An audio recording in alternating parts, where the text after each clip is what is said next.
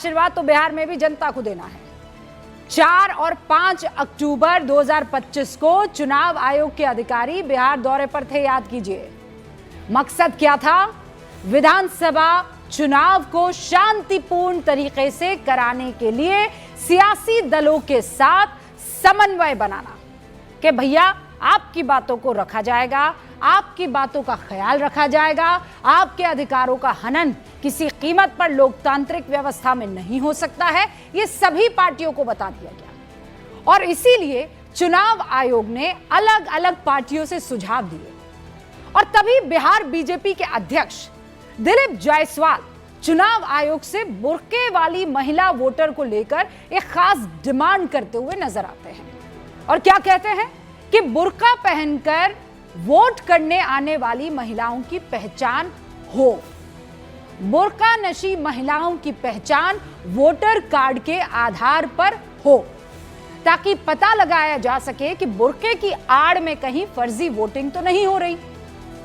चुनाव आयोग ने इस सुझाव पर अमल किया।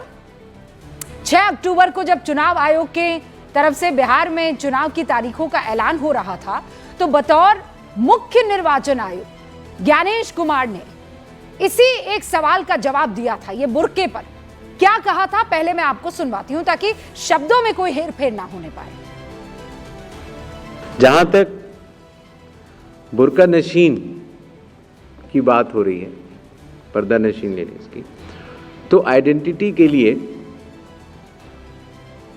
जो हमारी आंगनवाड़ी सेविकाएं हैं वो हर बूथ पर उपलब्ध रहेंगी और आवश्यकता पड़ने पर उनकी चेकिंग होगी। कमीशन के निर्देश इसमें पूर्णतः स्पष्ट हैं कि पोलिंग स्टेशन के अंदर किस तरह से। सुन लिया ना आपने। हालांकि चुनाव आयोग ने इसके पीछे मतदान में पारदर्शिता, ट्रांसपेरेंसी बढ़ाने का हवाला दिया, लेकिन सियासत ने इस मामले में उतने सीधे तरीके से मुझे लगता है रिएक्ट नहीं किया जितना चुनाव आयोग आसान और सरल शब्दों में समझाने की कोशिश कर रहा था। यह ऐलान कहां हुआ या ये डिमांड कहां से आई? बिहार के लिए आई, बिहार में हुई, बिहार के विधानसभा चुनावों के लिए हुई। लेकिन इस मुद्दे पर सियासी अलख कहां जगी मित्रों? लखनऊ में। मोर्चा संभाला समाजवादी पार्टी ने। उत्तर प्रदेश समाजवादी पार्टी के प्रदेश अध्यक्ष श्याम लाल पाल ने चुनाव आयोग को एक खत लिखा। जो खत लिखा गया वो इस वक्त मेरे पास मौजूद है और उस खत की कॉपी आपके सामने लेकर बैठी हुई हूं मैं। तो खत में क्या लिखा गया? खत में लिखा गया कि ये नया निर्देश भारत निर्वाचन आयोग के नियमों के विपरीत है। बहुत ध्यान से सुनिएगा मित्रों, बहुत ध्यान से।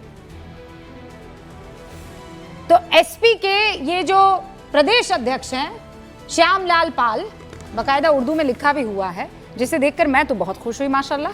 श्याम लाल पाल लिख रहे हैं खत में कि ये नया निर्देश भारत निर्वाचन आयोग के नियमों के विपरीत है। समाजवादी पार्टी के इस निर्देश को अलोकतांत्रिक और असंवैधानिक मानती है। इतना ही नहीं, चुनाव आयोग के फैसले को गलत भी इसमें करार दिया गया है। मांग भी की गई है कि बुर्का नशी महिलाओं की जांच का आदेश तुरंत वापस ले लिया जाए। अब सवाल उठता है कि क्या सीईसी को ही निर्वाचन आयोग के नियमों की जानकारी नहीं है, चीफ इलेक्शन कमीशन को? इसीलिए समाजवादी पार्टी को नियम याद दिलाने पड़ रहे हैं या सियासत चमकाने के लिए नैरेटिव बनाने की कोशिश हो रही है? क्योंकि समाजवादी पार्टी के प्रदेश अध्यक्ष श्याम लाल पाल जिन नियमों का हवाला इसमें दे रहे हैं, बाकायदा इसमें नियम वो पहले वाले पैरा में डाल रहे हैं। क्या कह रहे हैं? भारत निर्वाचन आयोग के नियमों के विपरीत है क्योंकि भारत निर्वाचन आयोग की हैंडबुक फॉर रिटर्निंग ऑफिसर के पृष्ठ संख्या 143 के पैराग्राफ 13.6.9 के सी और ब्रैकेट आई, जिसमें process of identification of voter by polling officer में मतदान के दिन मतदान अधिकारी को मतदाता की आईडी यानी मतदाता पहचान पत्र की जांच करने का ही अधिकार है। और फिर वो आगे जो है बातें अपनी बता रहे हैं। लेकिन वो जब इन नियमों का जिक्र कर रहे हैं तो वो पेज नंबर 24 पढ़ना भूल जाते हैं। पेज नंबर वो 143 तो पढ़ते हैं, उसके पैराग्राफ को तो पढ़ते हैं, but he forgets to read page number 24, उसी रूल बुक के पेज नंबर 24 के नियम नंबर 3.4 में साफ लिखा है श्यामलाल पाल जी कि जिस बूथ पर महिला वोटर ज्यादा हैं, खासकर ज्यादा पर्दानशी महिलाएं वोटर है। पर्दानशी में सिर्फ बुर्का नहीं है मियां साहब, घूंघट भी हो सकता है, दूसरे तरह के अगर चेहरा कवर करने वाले प्रोसेस हैं तो वो भी हो सकते हैं। वहां पर मतदान अधिकारी महिला अधिकारी नियुक्त होनी चाहिए और पर्दानशी महिलाओं की पहचान सुनिश्चित करेगी। यानी जो नए आदेश दिए गए हैं वो नियमों को ध्यान में रखकर दिए गए हैं। There is nothing new.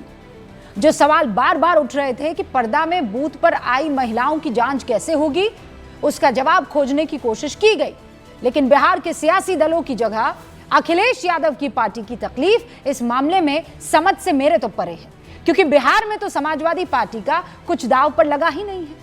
Akhilesh ji खुद कहते हैं कि वो प्रचार करने जरूर जाएंगे सहयोगियों के लिए, और आंकड़े भी बताते हैं कि 2000 से लेकर 2015 के बीच समाजवादी पार्टी के उम्मीदवारों की ज्यादातर चुनाव में जमानत जब्त हुई।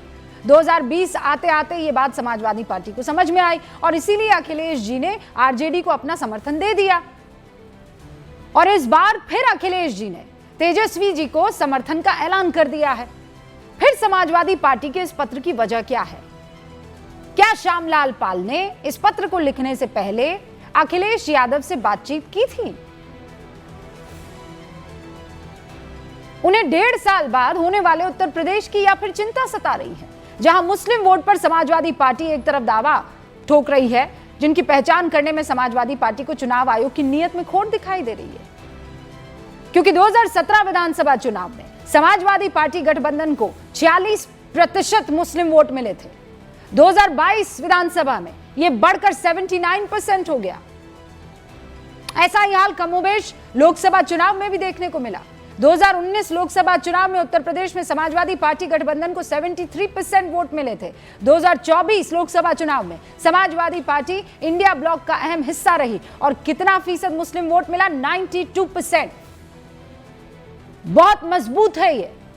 और इसीलिए बिहार में बुर्का नशी महिलाओं की चेकिंग का जो मसला है वो उत्तर प्रदेश में उठ जाता है। यानी मुस्लिम वोटरों को इस पत्र के जरिए एक संदेश देने की कोशिश कि समाजवादी पार्टी उस नियम के खिलाफ भी खड़ी होने को तैयार है जो चुनाव आयोग को वोटरों के पहचान की जांच करने का अधिकार देती है। क्या इस तरह आधी अधूरी जानकारी के साथ खत लिखना, बताइए, समाजवादी पार्टी को शोभा देता है? क्योंकि संविधान ने तो चुनाव आयोग को चुनावी प्रक्रिया पूरा करने का हक दिया है। फिर समाजवादी पार्टी अपने वोट बैंक के लिए संवैधानिक हक के खिलाफ पत्र कैसे लिख सकती है और क्यों लिखेगी? इसीलिए आज गूंज में बड़ा सवाल यह है कि पर्दानशी महिलाओं में समाजवादी पार्टी को सिर्फ बुर्का क्यों दिख रहा है? क्या वोटरों की पहचान के लिए बिना वोट डालने देने वाला या बिना वोट डालने देने वोट चोरी नहीं है?